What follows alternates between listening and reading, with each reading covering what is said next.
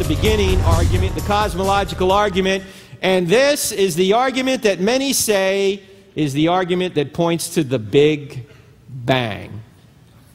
You say, well, Frank, you know, we're Christians. We don't believe in the Big Bang. You guys don't believe in the Big Bang? I believe in the Big Bang. I just know who banged it. The evidence for the Big Bang is pretty good. Some of the evidence I'm about to show you. In fact, I'm going to show it to you in an acronym, SURGE, S-U-R-G-E. And I'm just going to list them here. I don't have time to get into it, but the first argument that the universe had a beginning is from the second law of thermodynamics. That's the S. The U is the fact that the universe is expanding.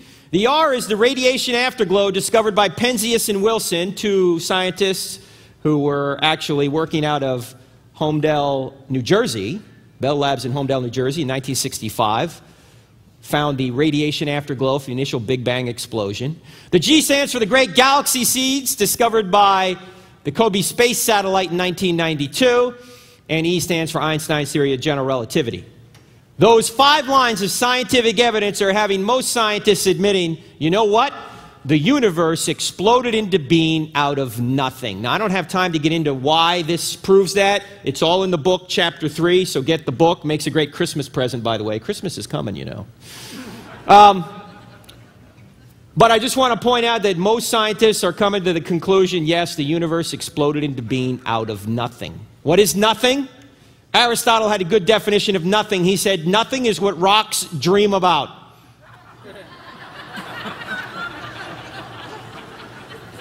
That's where the universe came from. Nothing. What rocks dream about. Then this entire space-time continuum leapt into existence.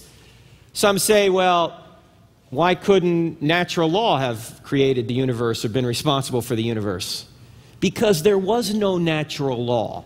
Natural law itself came into existence at the Big Bang. There was nothing. And then the universe exploded into being. What do I mean by nothing? No time, no space, no matter. Nothing. And then bang, it all leapt into existence. So if it's not something inside of nature, because nature itself was created at the Big Bang, it must be something outside of nature. So if it's not a natural cause that caused it, it must be a supernatural cause. And that cause must be immaterial. Why? Because it created material. Must be timeless. Why? Because it created time. Must be powerful. Why? Because it created out of nothing. Must be immaterial and spaceless, because it created space. You're starting to get the idea that this is the God we're talking about from the Bible, right? In fact, Einstein's theory of general relativity has been proven accurate to 5 decimal points. That's the E in surge.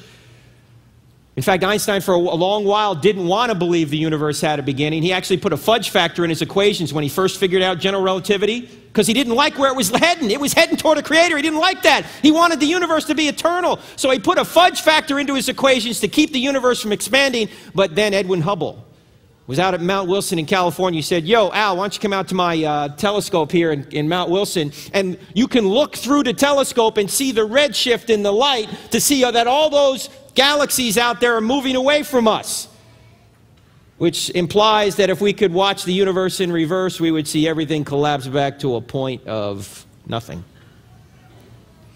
Al went out there, he looked through the telescope, and he went, uh-oh, I made a big mistake. He said, the greatest professional mistake in my life was putting the cosmological constant into my equation. You know what the cosmological constant was, by the way? To do his cosmological constant, the great Einstein had to divide by 0. Ooh, second graders are going, ow! You don't divide by 0. That's right. But the great Einstein did. He repented of the cosmological constant, and Einstein went on to say, I don't care about the details. What I'm looking for now is the mind of God. He wanted to find out the mind of God. Now, to our knowledge, Einstein never became a Christian. His theory seemed to show that the universe exploded into being out of nothing, which would point to a theistic God, but for some reason, Einstein believed in a pantheistic God, a God that is everything rather than created everything. But his evidence pointed to the fact that the universe had a beginning and exploded into being out of nothing. Now, what would Einstein do if he were here today and you were to say to him that the universe did not have a beginning? Well, he'd probably do this.